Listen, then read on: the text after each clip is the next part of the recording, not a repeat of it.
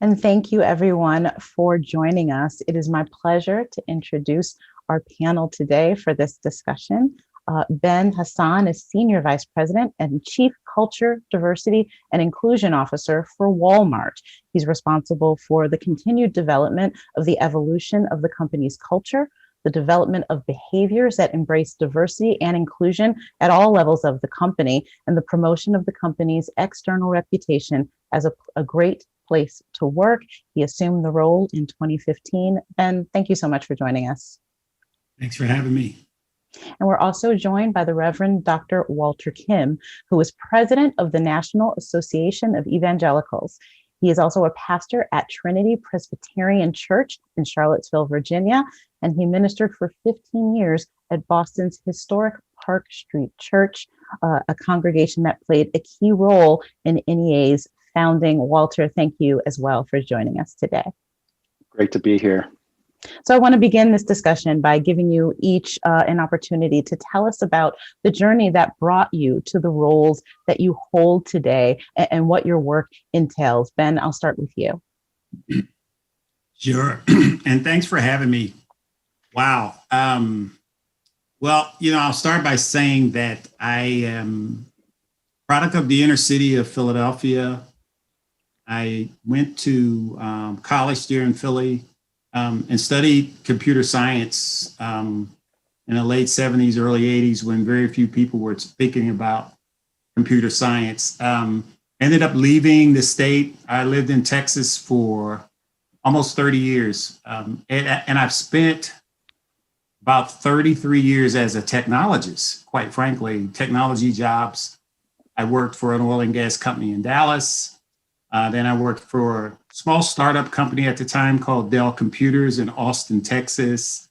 And I've been at Walmart now for 12 years, almost 13. About 6 years ago, I got a phone call about the Chief Diversity Officer job. And I was the finalist for the job that I had never applied for. And I remember thinking to myself, why would the head of HR and the CEO want a tech guy doing the work? I think back over my career, though, I had an amazing opportunity at Dell to travel the world, Asia, Brazil, most of Europe. And my experiences, I think, was part of the reason. I also spent a lot of time mentoring and coaching and counseling other associates trying to navigate corporate America. So I took the job 6 years ago. Unlike a lot of people that I'm talking to right now, Kimberly, who've been pulled out of their jobs to actually do this work now, I got a head start on it. So that's how I ended up in a job, almost 40 years in corporate America now. It is probably the most challenging job I've ever had, but it's also been the most rewarding, particularly in the day and time that we live in with so much discord. I think the work couldn't be more important than it is today. So that's the short story of how I landed in this job. And I look forward to getting examples of that and your perspective in our discussion. Walter, how about you? How did you, what brought you to this role in your journey? Yeah, so my journey to this role is actually deeply woven into my journey of faith, as well as the topic of today, my journey as an immigrant. So my father lived in Korea, in China as a child, during the time when the communists were taking over the country after World War II. And he literally escaped in the middle of the night with his family in barrels crossing a river as they made their way to South Korea, where he met my mom.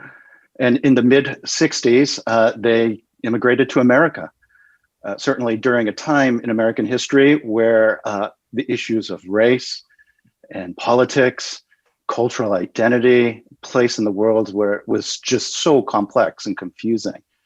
But it was that time period where people of faith engaged with my family. I think of the Lutheran pastor that helped my family make an adjustment to America. I think of the Irish Catholic family in whose basement suite we had lived, and their kids sort of adopted me and taught me what it meant to navigate the streets of the Bronx. And it was my encounters with people of faith over the years that really opened up my eyes to the beauty of Christianity, and I become a Christian. And after becoming a Christian, in recent years, I had discovered the NAE.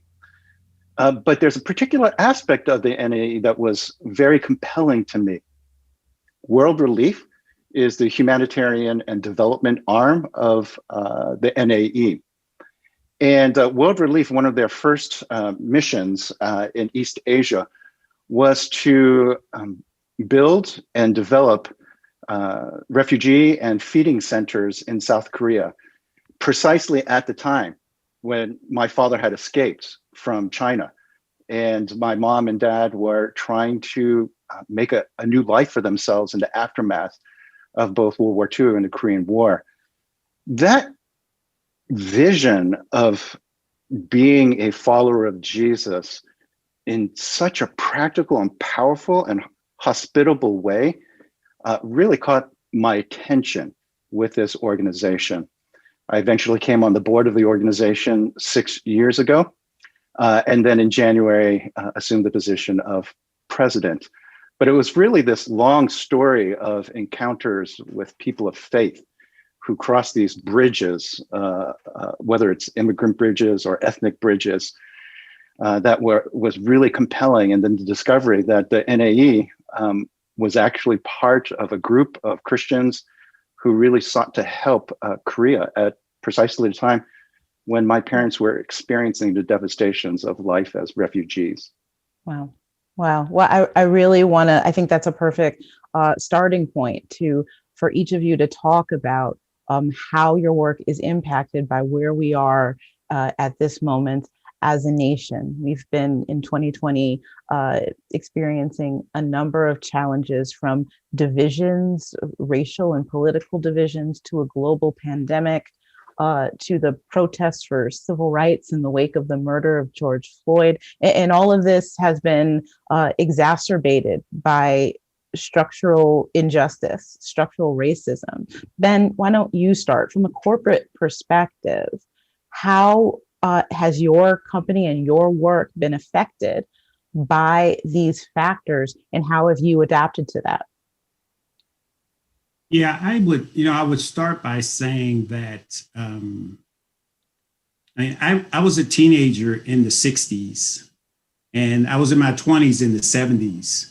And so for me, from a personal standpoint, the history of this country has had an indelible mark on me and my family because of how African Americans and Blacks were treated over a 400-year period.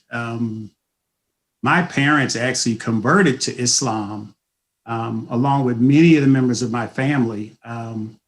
And so that's been a fundamental part of who we are and who we've been in this country for quite some time. For me now in 2020, to see some of the same things that I saw when I was a little kid. I can remember walking by a laundromat with my mother, and there was a sign on the laundromat that said, whites only. And I remember turning to my mom saying, so where do you do your color clothes? Where does color clothes go? I remember mom jerking my arm and saying, come on, son, come on. We'll talk about it when we get home. So there is a dark history of how Blacks and African Americans have been treated in this country. And as Brian Stevenson says in his book, Just Mercy, until we're ready for some truth telling, there'll never really be reconciliation. And so it's affected me in the sense that from the place I sit on the platform that I'm responsible for, trying to create what we call inclusive leadership expectations. How do you create an environment in the corporate space where, regardless of who you are, who you love, your religion, that you actually can come to work every day feeling welcome, comfortable, and safe? So that's kind of been fundamental to what we've been trying to interject into the HR policies and processes across the corporation. Our belief is that this notion of inclusive leadership, inclusive workspace, lies solely on the shoulders of the leaders who run the organization. And so my objective and perspective has been, how do I begin to influence leaders to do the work that we call diversity and inclusion, not in a compliance way, but in a way that looks at the neuroscience of why human beings, when they experience difference, almost always are not inclusive when they see someone that's different than them. And in addition to that, a social science standpoint that actually talks frankly and truthfully about the history of this country, about structural and institutional racism, how it actually has impacted our country in a way that we're seeing it play out every day, and that we are so situated because the truth is the founding fathers of the country actually didn't set it up to be inclusive of everyone. And so I was telling Kimberly earlier, I've been reading this book called Caste, and Isabel Wilkerson talks about this notion of we inherited this house. And like any old house, the plumbing shakes, the foundation may need work, they may need a new roofing, the cement out front may come up. We have to repair the house or the house will crumble around us. And so it's impacted me personally from what I'm seeing in the street, but I also have hope. And I also have this belief that the majority of human beings actually want to live peacefully and want to respect each other. And I think that's something that we have to all try to get back to. And it starts, I believe, by what I call the 3 L's. This notion of listening to each other. How do we begin to really listen to each other's point of view? How do we actually lead where we are, regardless of who we are, what our jobs and responsibilities are? We can actually lead where we are. And then the last thing I'll say is the last L is learning. How do we actually spend time learning about each other, learning about the history of this country, learning how we became so situated so that we could actually move forward and make this a better place for everyone. Walter, can you talk about how the issues of racial injustice and racial inequality has affected you and your work at NAE? First of all, I want to say thank you to Ben and what he shared, both on the personal as well as on the professional level. I mean, it's so painful to hear these stories, but it's important to hear these stories because it's not just a matter of truth telling. It's a matter of humanizing, personalizing the challenge. There's so much within the faith community that emphasizes the importance of making this about humans, not just about an abstract idea. So I greatly appreciate the storytelling that we've just experienced because it does engage us on the importance of these issues. I think as an Asian American, the amount of exponential increase in hate crimes during this time period is appalling. And of course, there is issues of racial injustice with the Asian American community over the decades as well, that I've also been coming to grips with. And there's this fine balance of dealing honestly with this history, but finding hope as well. I appreciate what Ben had shared about that tension. You know, the beauty of my experience as an immigrant with people of faith is also coupled by the real ugliness of the church's complicity at times over the centuries in the issue of racial injustice, particularly against African Americans. And part of what we've been doing at the NAE is in this space, very similar, we're using the same L's of listening with curiosity, lamenting in solidarity. So in other words, we need to listen very well to the stories of others, to the history of others, but in a manner of curiosity, not listen in order to marshal our arguments and respond, but listen with genuine curiosity, to lament in solidarity, to move from listening to owning together in our common humanity as people created in the image of God, and to lament in solidarity. I think of the number of prayer meetings that churches across the country have hosted as Black and white Christians, Latino, Asian Americans have gathered together to lament, to cry out in grief before God, to learn with humility. So to listen with curiosity, to lament with solidarity, to learn with humility that there's a lot that we don't understand, but to lead with courage, that we will need to step into this. And some of this means a program of education where we deal with our racial history, our church's racial history, our denominational's racial history, where we deal honestly with the impact of COVID on community of colors. And so we've run a number of webinars and educational resources being provided to engage with this set of issues. But it's also connecting, sharing resources. So one of the benefits and opportunities we have at the NAE is that we represent over 40 denominations, over 100 Christian institutions and organizations, literally representing over 40,000 churches, millions of evangelical Christians. It's the largest national organization, umbrella organization for evangelicals. So the convening power, the connecting power of the NAE in bringing historic Black churches together with contemporary white evangelical megachurches or denominations in sharing their best practices on the 4 L's that I talked about. All these are powerful opportunities to not only educate, but to connect. And lastly, to advocate. One of the things that the NAE does is to have a presence in Washington. And so we have been advocating on the Hill and in whatever administration is currently in place on education reform, prison reform, predatory lending, issues that impact directly communities of color, disproportionately so. And we want to express our faith in Christ in these practical ways of advocacy.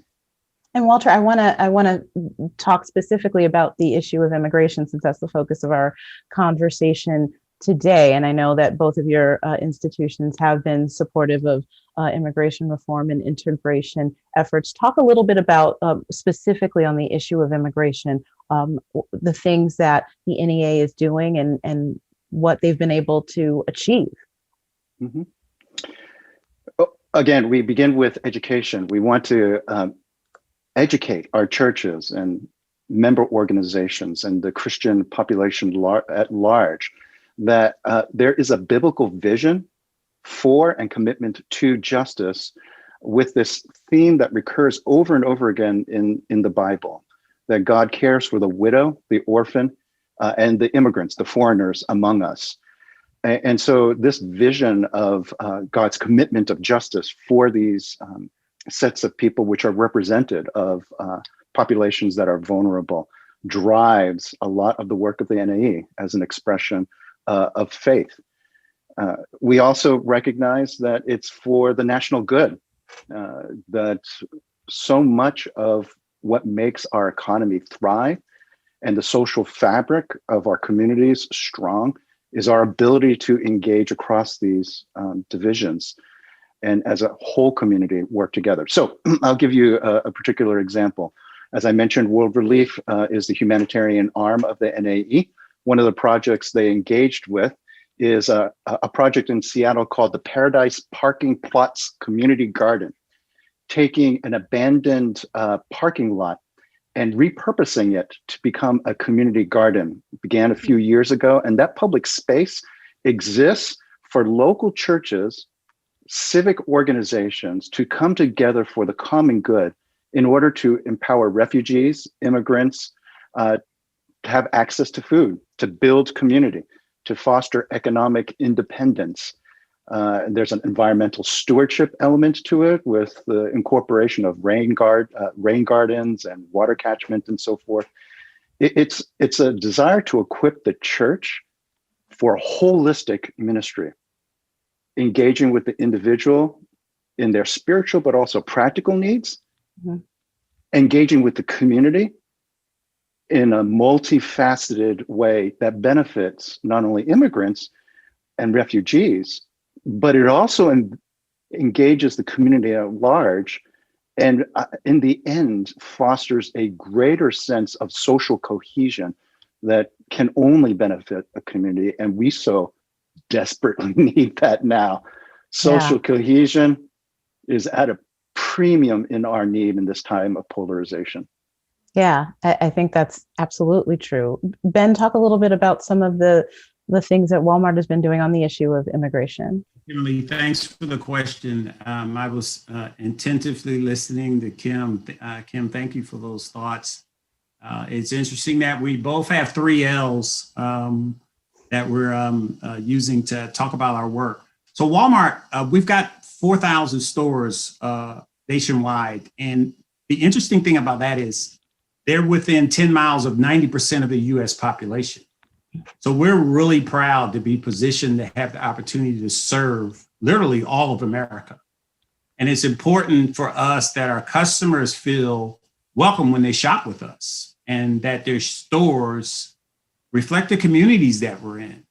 So this commitment translates into products that they want to purchase that are relevant to the community that they call home. So what's important about that is our associates working in those stores literally reflecting the community that they're in. We're working to be the most trusted retailer, and we're constantly involved in how we do things to make life easier for both our customers and our associates, particularly at this day and time. So for several years, Walmart has been a proud co-chair and founding sponsor of the National Immigration Forum of Corporate America Roundtable for a New America Workforce. So that roundtable ensures that a collective effort to develop strategies to create what we call a welcoming community for all newcomers and build communities where all these newcomers can thrive.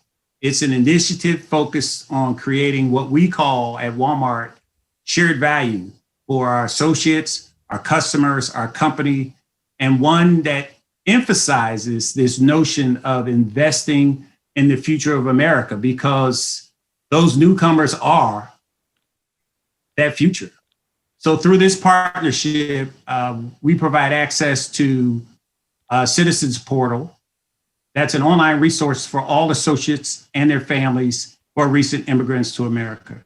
Since the spring of 2017's launch, more than 2,500 Walmart associates and families have used that portal and starting toward their journey for naturalization. So the program is robust, is contextualized in English language learning tool that helps thousands and thousands of employees in retail and hospitality sector to date. And we're excited to see its continued expansion. So not only do we see a difference in their performance after they've used this portal, but that spillover affects how their family is able to do their schoolwork or navigate social situations or structures. So at the end of the day, we want all associates to feel comfortable to bring their authentic selves to work. And we also want our customers to feel the same in their stores. So we're continuing to drive this work both internally and externally to really create this feeling for everyone of belonging. Yeah, and Ben, it's not just a matter of making sure that there is inclusion within the organization, but also as the country continues to diversify and expand demographically, there needs to be that inclusion at all levels. So talk about some of the things that you are doing to encourage upward mobility and upskilling for the associates at Walmart. Sure. So we call that, how are we thinking about the future of work? We've been thinking about that for a while. So what intentional steps should we take preparing our company and our associates for what we see as this rapid changing of the workforce in the 21st century? So at Walmart, we believe today and tomorrow will be increasingly led, not necessarily but by tech, but it'll be led by people that are tech empowered. And as a result, this notion of what we call digital acumen is an important skill that everyone should be developing regardless of their role. So for our business, technology has always been an essential part of how we operate. And with the advent of online grocery and omni-channel retail, that trend is really being accelerated.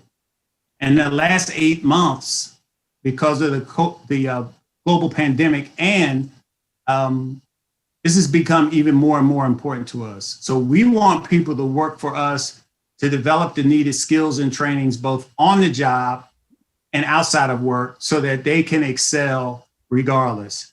That's why we launched our academies program, several years ago. That program, we built 200 classrooms across the country, real physical classrooms, and we've developed a curriculum to teach advanced retail and leadership skills through the use of what we call intuitive technology and virtual reality learning tools. We've conducted more than 1.8 million associate trainings through the Academy, and we're especially proud of the 59% graduate rate. So we're also providing formal education opportunities. We're covering the full cost of high school diplomas and GED. We're removing barriers from college enrollment and graduation. And we've studied the best ways to build college access programs. We've designed a program that removes barriers that too often stop someone from attaining a degree. So we've launched something we call LBU, Live Better University, where an associate can earn a debt-free college degree at a cost of $1 a day. Walmart covers the cost of tuition, fees, materials for college degrees, including the ability to earn college credit for paid training at our academies. Wow. For individuals who do not fit the historic profile of a full-time student, then we value their knowledge and experience, and we actually give them credit for knowledge and experience that actually fast tracks them through the program. So we're really proud about what we're doing, and we'll continue to build out this offering. So we would say, stay tuned for more. And Walter, in congregations within the NAE, how do those congregations foster racially and ethnic diverse ministries? We've long known that the church has been segregated in America for centuries. And in order to deal with this issue of racial injustice, it takes a community to work together. So in the year 2000, around 2000, a lot of churches, evangelical churches throughout the country, began to grapple with this issue of what does it mean to become multi-ethnic. Christian sociologist Michael Emerson did a series of studies then and through the last couple of decades. And he had noted that in 1998, only 7% of evangelical churches could be called multi-ethnic. But a concerted effort in many of these churches and denominations were made in the areas of diversifying leadership, in exposure to different styles of worship and singing, of intentional partnerships between churches that were predominantly Black or Asian or Hispanic or white in order to foster partnerships for the good of the community. As well as organizationally within churches, the kinds of hires that you make, but also the kinds of ministries that you pursue, what you intentionally pursue. If you have an intentionally designed children's ministry, then you're going to be able to accommodate children. What did it look like for churches to have intentionally designed ministries and initiatives that would be stewarded in the area of diversification? And so by the year 2019, 23% of evangelical churches can be called multi-ethnic. I mean, that's an extraordinary amount of change that's actually not replicated in many other areas of the country. In the narrative that we often hear about white evangelicalism, there's something really profound that's actually not being talked about, this kind of grassroots change that's occurring. And we believe that this kind of change, this befriending, building of relationships, produces the type of solidarity that can eventuate into more systemic change. I'll give you an example. 83% of people who attend homogenous churches, predominantly Black or predominantly white, for instance, will often say that they have most or all of their friends of the same race or ethnic group. Mm. Now, those not attending churches, 70% say that they have most or all of their friends the same race or ethnic group. Now, that might indicate that you're better off not being a Christian if you want to become more diverse and engaged in multi-ethnicity. But for those who attend multiracial congregations, there's a dramatic difference. Only 36% of people attending racially mixed congregations said most or all of their friends were of the same race. And the majority of them said it is because of church that they are building bridges across these racial or ethnic divides. I'm firmly convinced that the church has not only an opportunity, but the responsibility to develop these kinds of community where social cohesion, where friendship, where the common concerns can be pursued. And I think this is precisely what the next decade for the NAE we have before us as a very important strategic goal, not just for the church, for the country, to be an influence of good. Well, this has been a really fascinating and enlightening conversation. I thank you both, Ben Hasan and Reverend Dr. Walter Kim, for joining us today. Thank you. Thank you.